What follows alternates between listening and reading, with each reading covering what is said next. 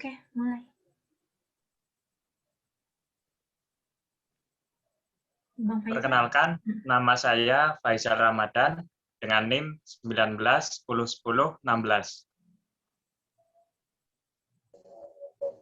Selanjutnya Alif. Perkenalkan, nama saya Muhammad Alif Kurnia, NIM 19101024. Selanjutnya Perkenalkan, nama saya Dodi Hayuda, NIM 19101013. Perkenalkan, nama saya Putri Amelia, NIM 19101028. Perkenalkan, saya Arta Asriani, NIM 19101015.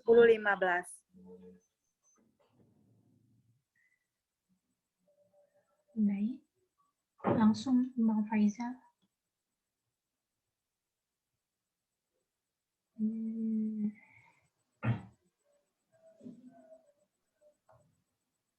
Assalamualaikum warahmatullahi wabarakatuh. Salam sejahtera bagi kita semua. Pada kesempatan kali ini, kami akan mempresentasikan materi berkaitan dengan strategi dari perusahaan Garuda Indonesia Persero di tengah masa pandemi. Baiklah, kita mulai dari slide yang pertama.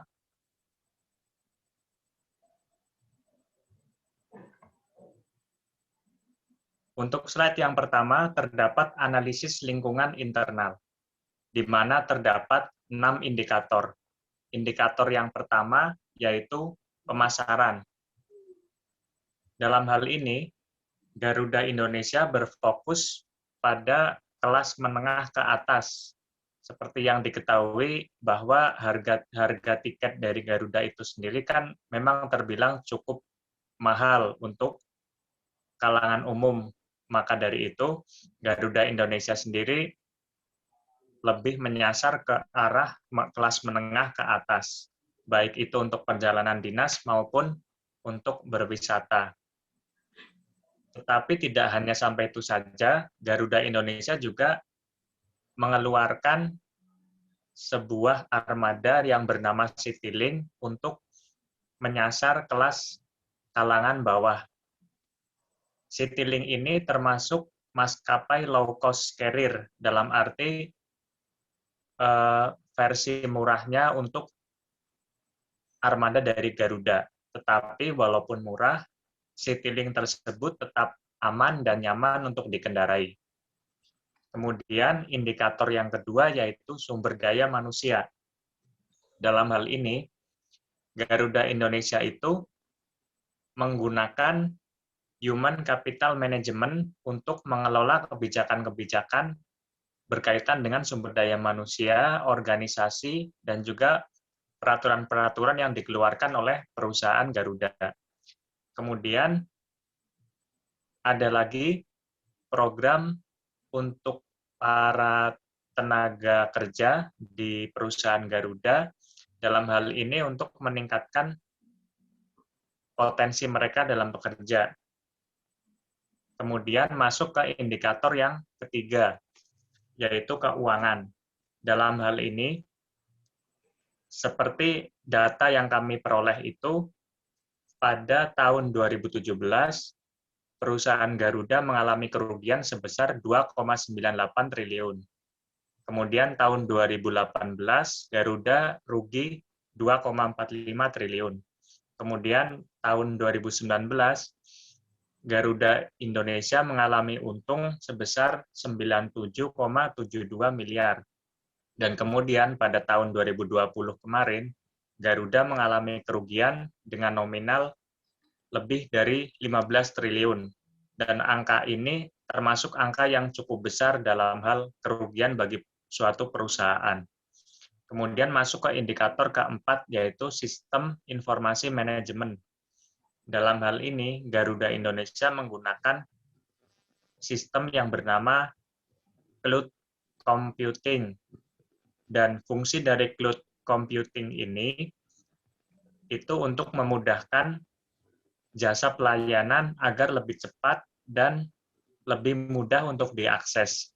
Kemudian indikator selanjutnya yaitu budaya organisasi. Dalam hal ini, Garuda Indonesia memprioritaskan beberapa hal seperti nilai-nilai efektif, efisien, kemudian integritas, dan juga keramahan terhadap pelanggan. Kemudian untuk indikator yang terakhir yaitu manajerial. Dalam hal ini, perusahaan Garuda sendiri memberikan peluang kepada tenaga kerjanya untuk berpindah jabatan dari satu jabatan ke jabatan yang lain. Karena bukan tidak mungkin seseorang itu dapat mengalami kenaikan potensi dalam bekerja. Sehingga dari pihak Garuda sendiri memberikan kelonggaran untuk menaikkan kinerjanya masing-masing. Baiklah, untuk slide selanjutnya akan dijelaskan oleh rekan kami, Saudara Alif. Baiklah, selanjutnya yaitu dari lingkungan eksternal. Yang pertama adalah pemegang saham. Mengutip dari laman keterbukaan Bursa Efek Indonesia atau BEI, mayoritas saham Garuda dimiliki oleh pemerintah Indonesia, yakni sebesar 60,536%. Lalu PT Trans Airway juga memiliki saham sebesar 25,615%. Sebagai informasi, PT Trans Airway adalah perusahaan milik konglomerat Khairul Tanjung, adik kandung Khairul Tanjung, yakni Khairal Tanjung. Saat ini menduduki posisi komisaris di Garuda Indonesia. Selanjutnya sebanyak 13,849% saham Garuda Indonesia lainnya dimiliki oleh masyarakat. Dari 13,849% saham tersebut, komisaris dan direksi Garuda Indonesia tercatat sebagai pemiliknya.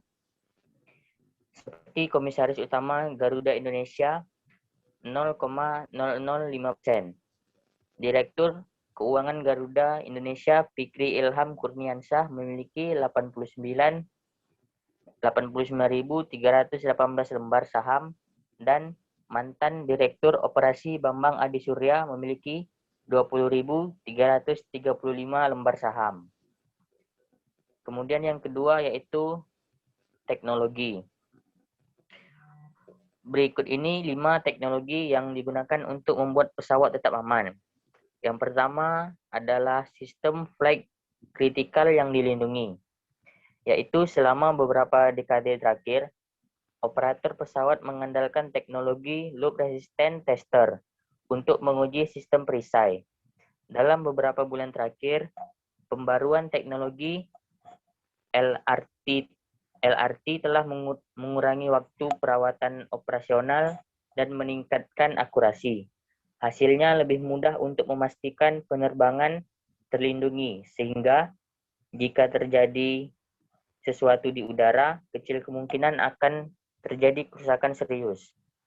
Yang kedua yaitu peningkatan air traffic controller.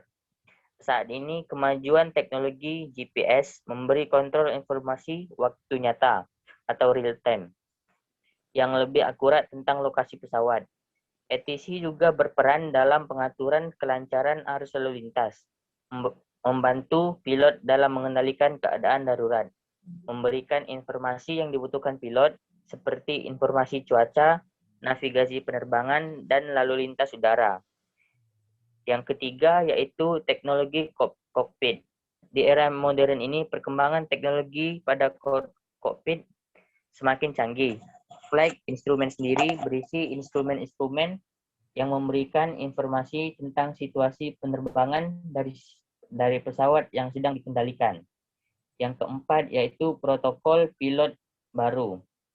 Administrasi Penerbangan Federal atau FAA memberlakukan aturan baru yang membatasi jumlah waktu yang dihabiskan pilot di kokpit, serta jumlah istirahat yang harus merekam terima di antara shift.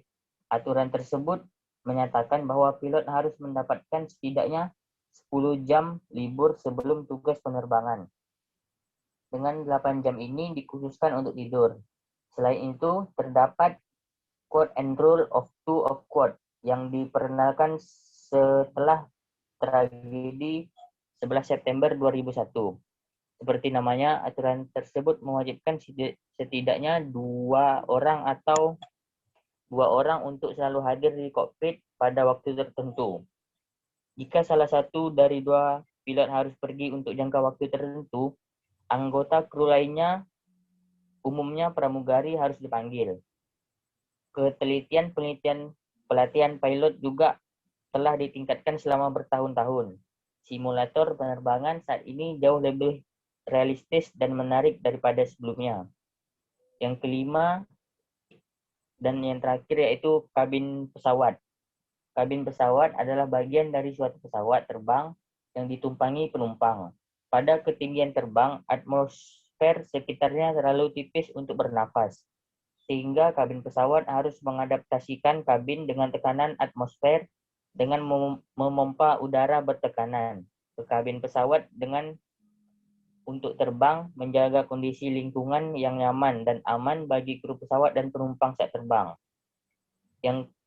Yang ketiga, lingkungan eksternalnya yaitu ekonomi.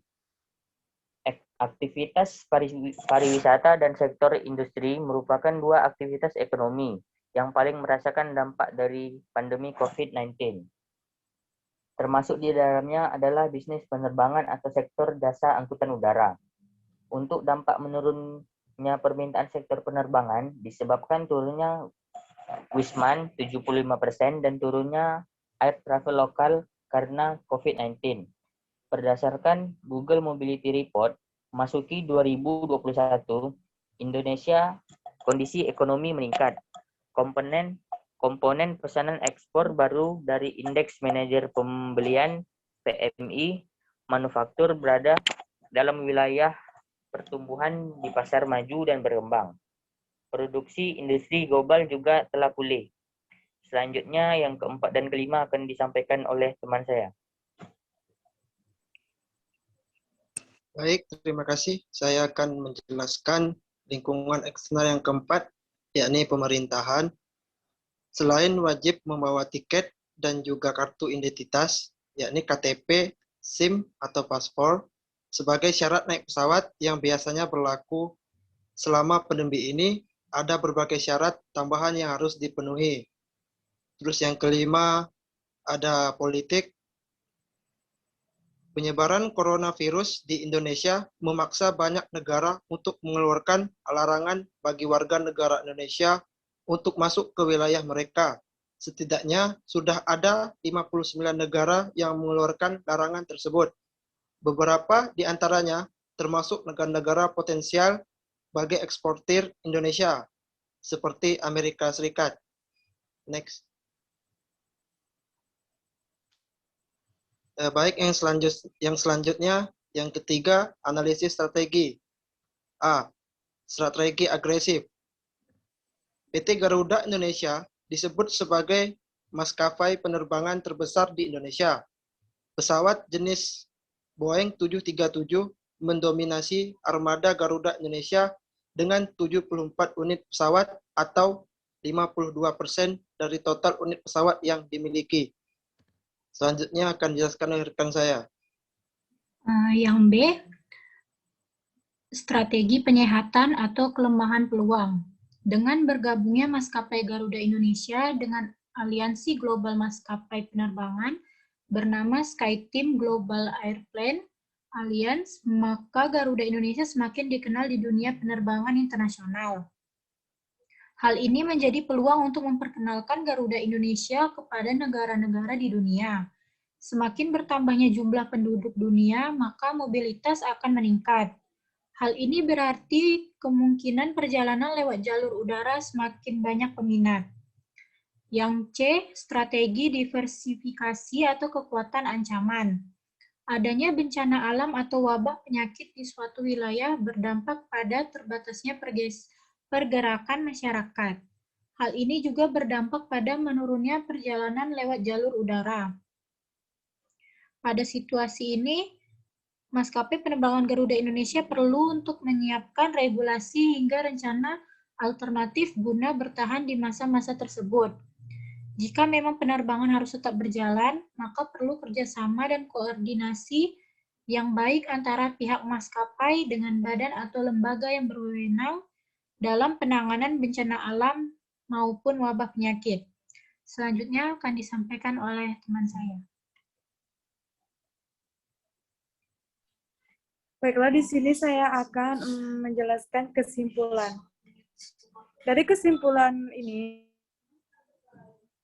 dapat kita simpulkan bahwa Garuda Indonesia ini merupakan salah satu perusahaan jasa penerbangan yang sudah bertaraf internasional, yang selalu mengutamakan kualitas serta kepuasan pelanggan.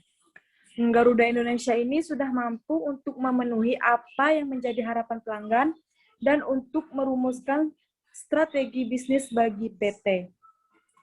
Next. Saran.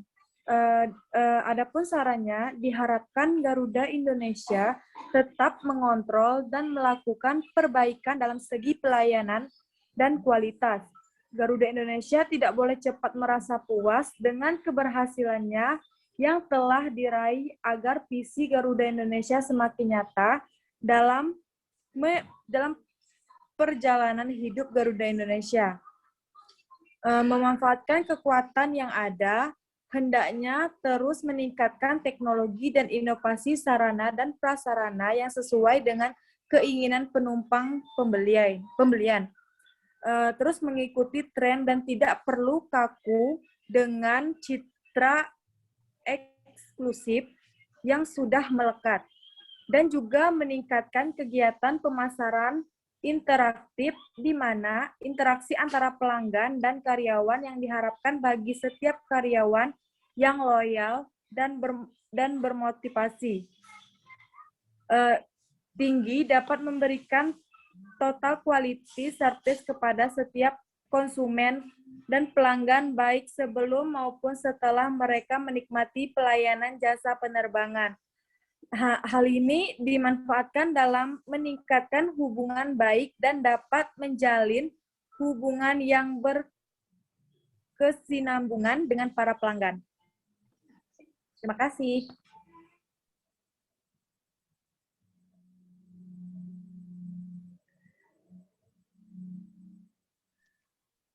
Demikianlah materi presentasi dari kelompok kami mengenai strategi perusahaan Garuda Indonesia di tengah masa pandemi.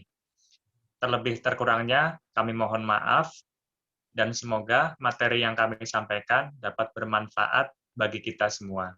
Sekian, wassalamualaikum warahmatullahi wabarakatuh. Waalaikumsalam.